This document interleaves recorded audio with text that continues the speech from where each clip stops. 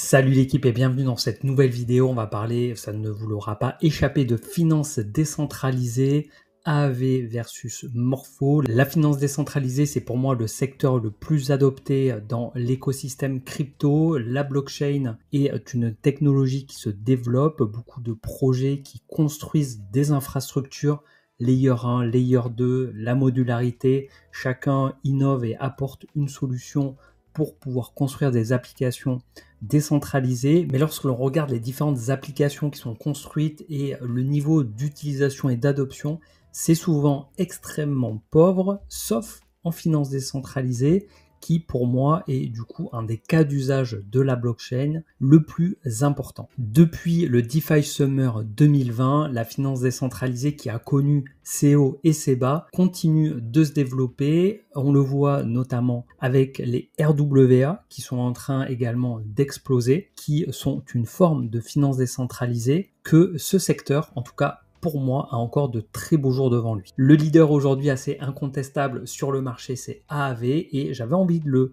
comparer un peu à Morpho, qui est un projet français qui a levé plusieurs millions de dollars, 50-60 millions ont été levés, et qui propose un service qui est assez similaire à AAV, mais qui l'a optimisé, qui permet à ses utilisateurs d'avoir des performances, je dirais, encore plus intéressantes. Et donc l'idée, c'est de comparer un peu les deux projets, de voir où ils en sont. Donc dans une première partie, je reviendrai rapidement sur ce que sont ces deux projets. Ensuite, on rentrera dans le dur de la comparaison. Et enfin, on finira la vidéo en allant sur les graphiques et voir un peu comment se comporte le prix des deux jetons et voilà, potentiellement quelles seraient les zones intéressantes pour se positionner ou pour prendre des profits. Bien entendu, tout cela ne constitue en aucun cas un conseil en investissement. Je vous partage simplement mon analyse et mon point de vue, donc tout ça est très personnel et rien dans cette vidéo donc ne constitue un conseil en investissement.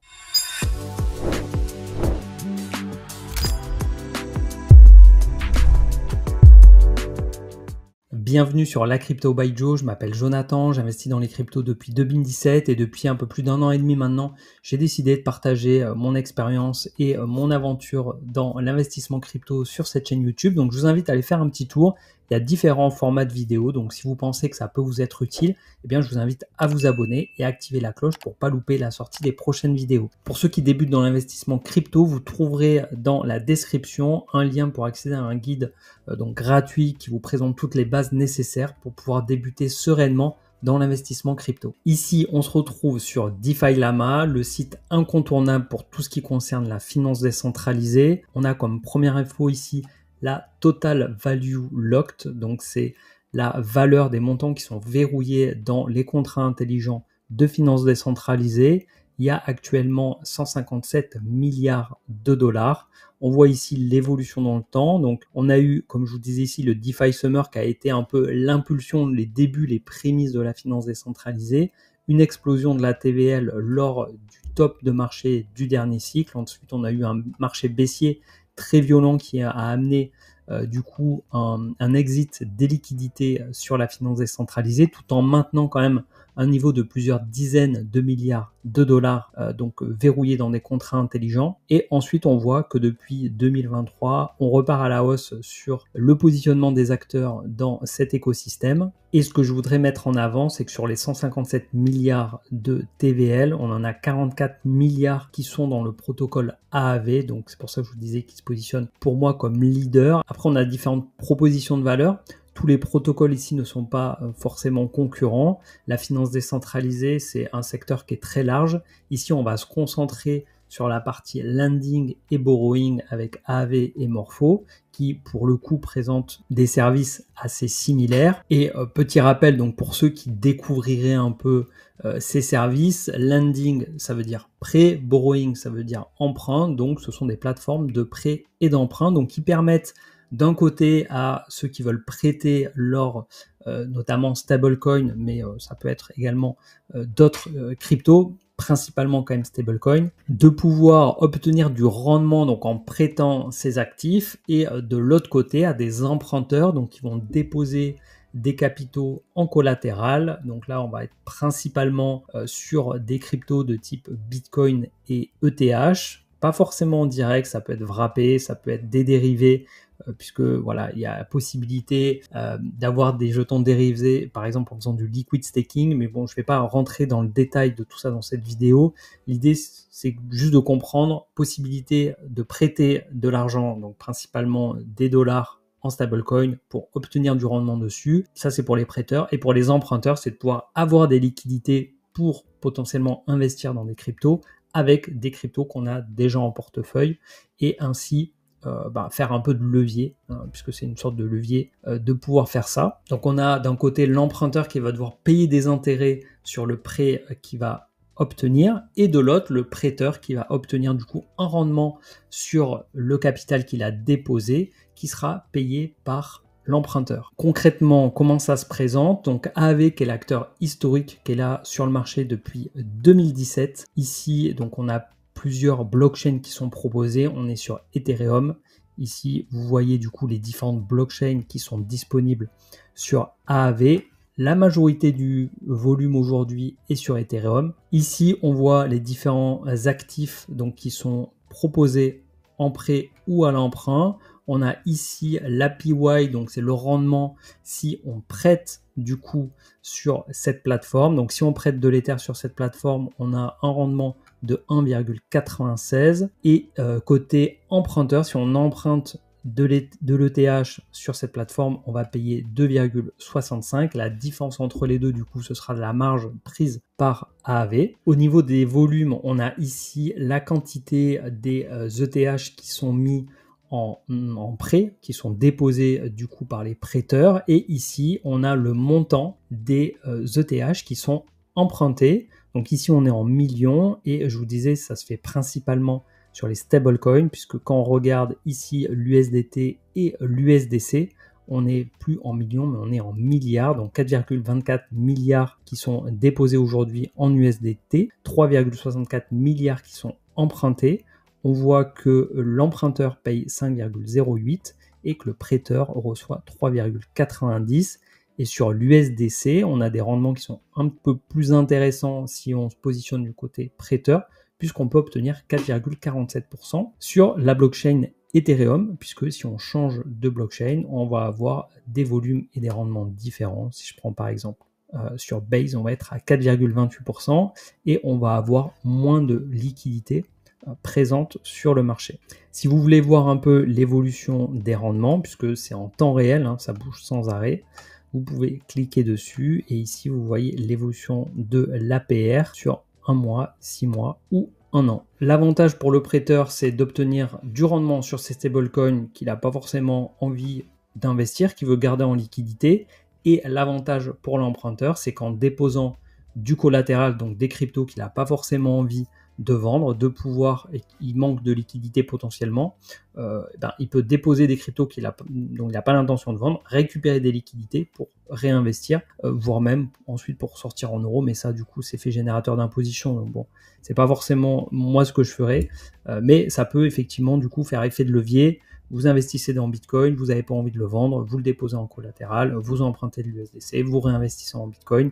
Donc vous pouvez faire une boucle comme ça pour augmenter votre exposition à Bitcoin sans forcément avoir à mettre de nouvelles liquidités. Bien sûr, tout ça, ça a un coût qui est du coup ici au niveau des intérêts à payer. Voilà, en bref résumé, comment fonctionne la plateforme AAV. Si vous voulez plus de détails, j'ai fait une vidéo tuto pour vous expliquer comment elle fonctionne. Et ensuite, ici, on a Morpho. Donc ici, on peut se positionner soit en prêt, donc en earn, où on va prêter du coup ici du DAI, de l'USDC, de l'USDL. Donc ça va être principalement des stablecoins.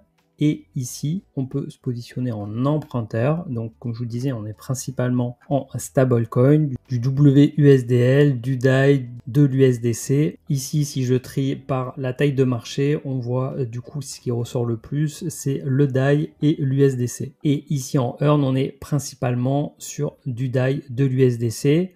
Ce qui précise ici, c'est les différents collatéraux donc, qui sont possibles de déposer pour pouvoir du coup emprunter les DAI que vous avez déposés. Et ici, du coup, on les voit également quand on se met en borrow. On voit le collatéral du coup qui est demandé. Morpho également disponible sur plusieurs blockchains.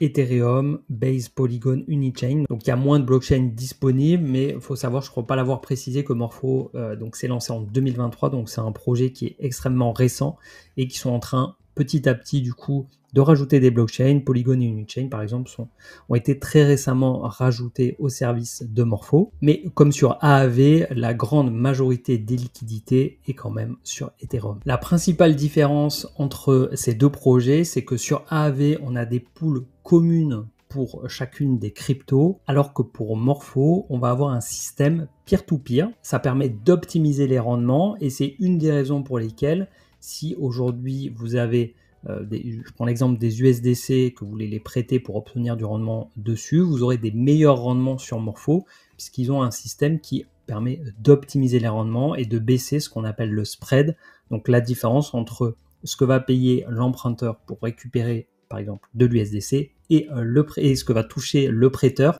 pour du coup mettre à disposition ces USDC. En gros, sur Morpho, lorsqu'on prête nos cryptos, elles ne sont pas déposées dans un gros pot commun comme sur AAV, elles sont dynamiquement attribuées directement donc à un emprunteur, c'est-à-dire que Morpho va utiliser une file d'attente on-chain qui trie les utilisateurs en fonction de la taille de leur position. Ça signifie que lorsque l'on arrive avec de la liquidité à prêter sur Morpho, ils vont nous associer directement avec l'emprunteur ayant la plus grosse demande disponible et ainsi de suite jusqu'à ce que notre capital soit complètement distribué. Ça a pour conséquence d'avoir une liquidité qui va être utilisée de manière beaucoup plus efficace.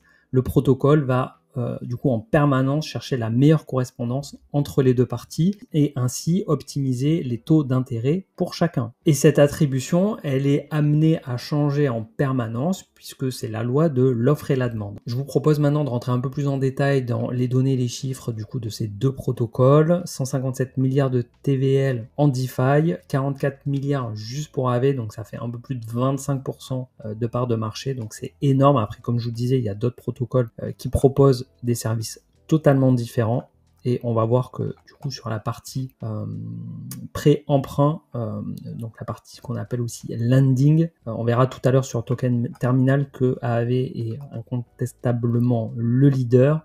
Donc on voit ici au niveau de sa TVL, contrairement à la masse de la finance décentralisée, que AAV est sur ses plus hauts historiques en termes de TVL. Au niveau des frais, donc on voit qu'on a une courbe qui suit en toute logique celle de la TVL. Je vais me mettre ici en mensuel au mois de mai. Donc les frais s'élevaient autour de 40 millions, 33 millions, 37 millions, 40 millions, 60 millions, 65 millions. Donc un protocole qui génère plusieurs dizaines de millions chaque mois. Du côté de Morpho, on est également en ATH de TVL. Donc la TVL n'a jamais été aussi élevée sur Morpho. Et au niveau des frais, sur la même dynamique, on voit qu'on a eu une belle hausse sur la fin d'année et sur Morpho, on était sur une bonne dizaine de millions, 12 millions, 16 millions, 14 millions, 10 millions. Maintenant, on est un petit peu en dessous, 6 millions, 7 millions, plusieurs millions de dollars quand même de frais pour Morpho, qui est un protocole beaucoup plus récent. Et comme on peut le voir ici, donc on est sur Token Terminal, on a en vert AAV, en bleu Morpho. Donc là, on est sur une année glissante. Ensuite, on voit les autres protocoles qui existent sur le marché du prêt et de l'emprunt, mais on voit que AAV non. Et le leader est Morpho et son numéro 2, alors qu'on a d'autres protocoles qui sont là depuis des années. Si je prends par exemple Venus ou Compound, au niveau des montants empruntés actifs, on voit également que AAV est largement leader. Sur le mois de mai, on était à plus de 14 milliards de dollars et sur Morpho, 1,8 milliard. Tous les chiffres pour comparer ces deux projets ont été mis dans ce tableau récapitulatif, mais juste avant, je voudrais vous parler d'une différence importante entre AAV et Morpho, à savoir la capitalisation boursière actuelle versus la FDV, donc si tous les jetons étaient en circulation. Là, on est sur AAV, on voit qu'on a une capitalisation de 4,5 milliards de dollars et que sa FDV, donc son évaluation après dilution, serait de 4,8 milliards de dollars. On voit ici dans le ratio capitalisation boursière versus FDV qu'il y a 95% des jetons qui sont en circulation actuellement. Alors que sur Morpho, ce n'est pas du tout le cas. Ça s'explique parce que c'est un projet qui est très récent. qui a levé également beaucoup de fonds récemment. Donc on va le voir tout à l'heure, mais il y a aussi un vesting, donc des jetons qui vont être libérés dans le temps. Donc ça génère mécaniquement une inflation sur le jeton. Donc sa capitalisation actuelle, elle est de 442 millions, mais si tous les jetons étaient en circulation, donc sa FDV est de 1,5 milliard de dollars. Donc seulement 28% des jetons sont en circulation. Et pour comparer les deux projets, je vais plutôt utiliser la FDV puisque ces jetons vont être libérés dans le temps et c'est un élément important du coup intégré et à prendre en compte. Comme je le disais, donc Morpho a levé plusieurs dizaines de millions de dollars, en l'occurrence quasiment 70 millions en 5 rounds, dont le plus important, c'était il y a bientôt un an, en août 2024, 50 millions du coup qui ont été levés. Ici, on voit la répartition, 35% des jetons au total sont pour la DAO de Morpho, 27,5% pour les partenaires stratégiques, 15% pour les fondateurs, 6% un petit peu plus pour l'association, réserve des contributeurs, bref, après on est sur des pourcentages beaucoup plus réduits. Et au niveau du coût du vesting, de sa libération des jetons, on voit que jusqu'en fin d'année 2025, on a le vesting des premiers contributeurs, le vesting également des partenaires stratégiques, et à partir du 1er janvier 2026, on va avoir la libération pour les founders, donc 152 millions de jetons Morpho qui vont être libérés, et également un vesting linéaire de 24 mois pour les partenaires stratégiques. Cette libération des jetons, donc il reste encore 70% environ des jetons à distribuer, à libérer, ça va se faire du coup de manière progressive dans les mois qui viennent, ça va durer encore plusieurs mois, plusieurs années, et ça c'est le principe de l'inflation en fait, c'est que tous ces nouveaux jetons, ils viennent diluer la valeur des jetons déjà présents. Je vais pas vous réexpliquer le principe de l'inflation, mais c'est un élément du coup qui est à prendre en compte. Alors ça veut pas dire que le jeton peut pas se valoriser, hein. On va voir tout à l'heure sur les graphiques que ça a été le cas déjà par le passé, mais en cas de marché baissier, ça pourrait faire extrêmement mal aux jetons, et on verra également qu'historiquement, ce type de jeton peut prendre très cher en marché baissier. Et je vous en parle également parce que dans l'idée de comparer ces deux projets, c'est d'aller prendre du coup, une fois que tous les jetons sont libérés, on voit aujourd'hui sur classement de CoinGecko, on est uniquement sur la capitalisation boursière actuelle. AAV est 38e, Morpho est 180e. La market cap actuelle donc de AAV, elle est autour de 4,5 milliards contre 0,4 milliards pour Morpho, et la FDV, donc on est sur un ratio ici quasiment de 10 et ici d'environ 3. Donc vous voyez que l'impact est très fort entre les deux. Ici, j'ai rappelé la sortie du jeton. AAV, c'était novembre 2017. À l'époque, le AAV ne s'appelait pas AAV, il s'appelait le LAND. Il est devenu AAV en fin à peu près 2020. Et le jeton Morpho, lui, s'est lancé, petite correction, en novembre 2024. Pour info, AAV est un projet à la base finlandais, mais aujourd'hui, l'entreprise derrière se situe plutôt en Suisse, alors que Morpho, comme je l'ai déjà dit, est un projet français. Alors, pour comparer les deux projets, j'ai utilisé 3 données, les frais, la TVL et les prêts actifs. Alors, pour les frais, j'ai récupéré ici sur Token Terminal les frais de la semaine dernière pour avoir des chiffres qui soient les plus proches de la valorisation actuelle, donc pour AAV et Morpho, et je les ai multipliés donc par le nombre de semaines, puisque c'était en semaine par 52, donc ça nous estime du coup les frais en millions sur un an. Ici, donc, on a un ratio FDV divisé par frais. On voit du coup qu'on a un ratio de 7,7 sur AAV, de 15,2 sur Morpho, donc un ratio 2 fois supérieur pour Morpho versus AAV. Au niveau de la TVL, c'est la TVL qu'on a vu tout à l'heure sur DeFi Llama, on a un ratio de 0,1 pour AAV, 0,24 pour Morpho, donc on a un écart entre les deux, un multiple, un rapport de 2,2. Et ensuite on a les prêts actifs en millions. Là j'ai pris les prêts actifs du coup du mois dernier, donc au mois de mai, et on a un ratio de 0,32, ici de 0,82, et donc un écart entre les deux, un multiple de 2,5. Les chiffres les plus importants pour moi de ce tableau, ce sont ces trois-là qui indiquent le rapport entre Morpho et AAV. Donc ça indique soit que Morpho est 2 fois trop cher par rapport à AAV, ou AAV qui serait 2 fois moins cher que Morpho par rapport aux frais, par rapport à la TVL ou les prêts actifs finalement.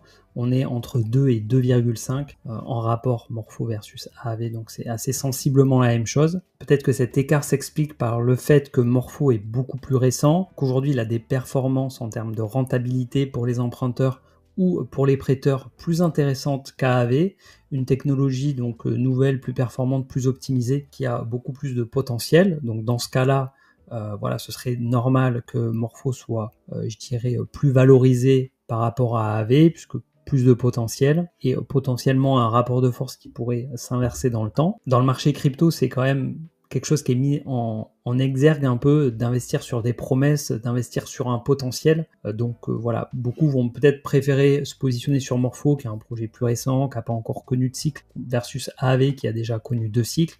Voilà, après, chacun fera son choix par rapport à son profil, ses objectifs et sa stratégie. Le fait est que si aujourd'hui on s'en tient uniquement à l'adoption et à la performance de ces projets, pour moi, encore une fois, ça n'engage que moi, AAV est sous-valorisé versus Morpho, ou Morpho serait survalorisé par rapport à AAV. Je vous laisse me dire en commentaire ce que vous pensez de cette comparaison et on passe maintenant à la dernière partie sur les graphiques. Alors si on commence par AAV, comme je vous disais, le jeton il a été lancé en 2017, fin 2017.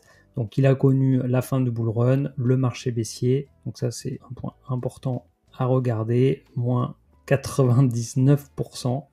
Voilà, le projet a pris extrêmement cher, donc forcément derrière, s'en est suivi des multiples absolument fous sur le cycle passé, donc en 2019, 2020 et 2021 au moment de la TH. 223 000%, c'est juste fou.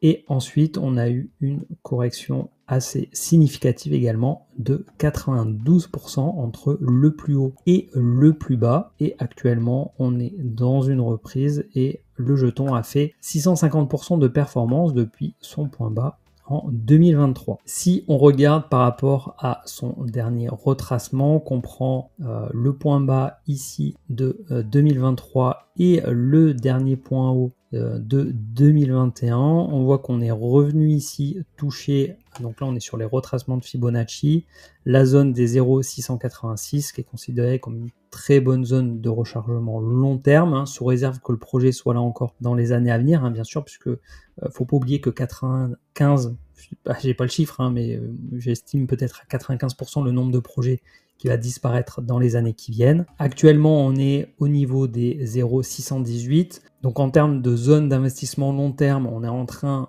de sortir d'une zone intéressante pour se positionner. Encore une fois, long terme. Ce qui est intéressant, c'est de voir que la dynamique haussière, elle a été réenclenchée, puisqu'on a des bas qui sont de plus en plus hauts et des hauts qui sont également de plus en plus hauts. Et si on veut se projeter un peu avec les prolongation de Fibonacci, on fait le point bas, le point haut et le point bas, et ça nous donne voilà, des zones potentielles pour prendre ses profits sur AAV pour ceux qui ont des convictions dans le projet et qui pensent que le projet peut continuer de se valoriser dans le temps et de surfer ce cycle aussi sur AAV, tout en ayant bien évidemment à l'esprit que le jeton peut corriger, puisque quand on se projette comme ça, on pense souvent un peu trop au gain et on oublie les phases de corrections qui peuvent être très violentes. Le marché nous l'a montré encore récemment, puisque le projet a perdu en quelques mois quasiment 70% de sa valeur entre le top de fin d'année et le point bas ici de mars 2025. Donc en 3 mois, moins 70%. Il faut toujours avoir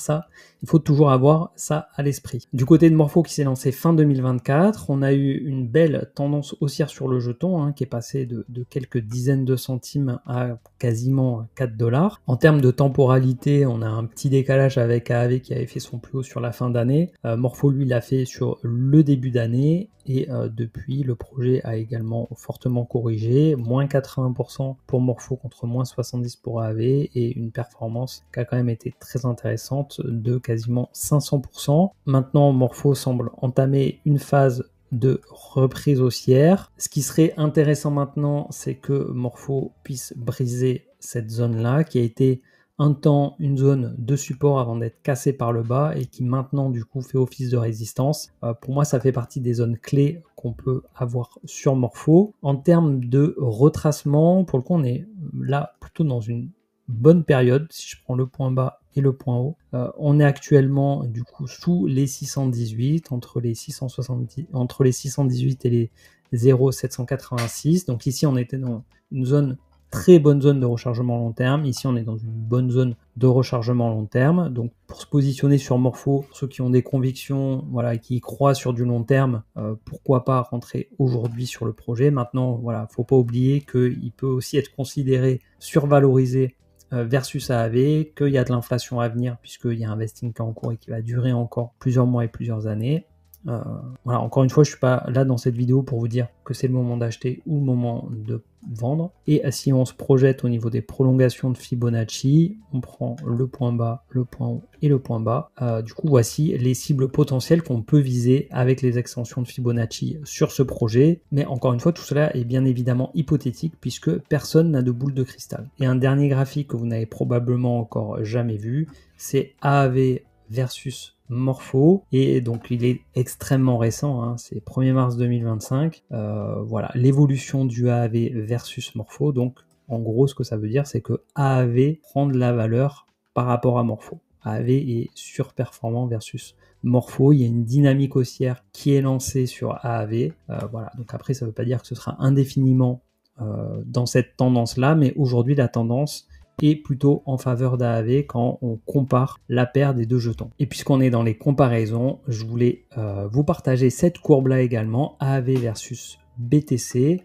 AAV à son lancement qui a surperformé BTC, ensuite BTC qui a été nettement plus performant que AAV, donc ça c'était pendant le marché baissier où AAV a fait moins 99%, c'est vraiment assez incroyable de voir un jeton se relever comme ça d'un moins 99%. Donc ça c'était le marché baissier, et ensuite il y a eu une saison des alts absolument impressionnante sur 2020-2021. Là on a ce que j'ai appelé tout à l'heure le DeFi Summer, où là vraiment les jetons DeFi ont vraiment surperformé tout le marché, et là AAV a été nettement plus performant que Bitcoin. Maintenant, depuis du coup le printemps 2021, on voit que BTC est plus performant que AAV, et la tendance elle est baissière aujourd'hui à moyen long terme entre AAV et BTC. Il vaut mieux être positionné sur BTC. Alors là, on a des petits regains quand même intéressants si on regarde à plus court terme, où voilà, AAV tente de reprendre du lead sur BTC, mais en tout cas, force est de constater que Bitcoin reste le boss sur AAV, et donc ce sera encore plus flagrant sur Morpho. En tout cas, aujourd'hui, pour moi, s'exposer à des alts, c'est pour aller chercher de la surperformance par rapport à Bitcoin. Si on regarde la majorité des graphes versus Bitcoin dans le temps, c'est Bitcoin qui est, voilà, dans la très grande majorité des cas, qui est gagnant sur du très long terme. Donc, il faut arriver à trouver les moments où ça peut être intéressant de s'exposer aux alts pour aller chercher de la surperformance. Et également, partie très importante, c'est dans son money management, dans sa gestion du risque. Au-delà du fait de se positionner, c'est quel pourcentage de son portefeuille on va positionner sur les alts. Et j'espère que cette vidéo vous aura plu. Si c'est le cas, je vous invite à liker, vous abonner, activer la cloche pour pas louper la sortie des prochaines vidéos, et surtout en commentaire à me dire ce que vous en avez pensé. Ce sera un plaisir pour moi de vous répondre, et même si c'est juste pour encourager le travail sur la chaîne, merci infiniment, puisque comme vous le savez, ça aide au référencement de la chaîne. Donc merci beaucoup. Je vous donne rendez-vous rapidement pour une nouvelle vidéo, et d'ici là, portez-vous bien.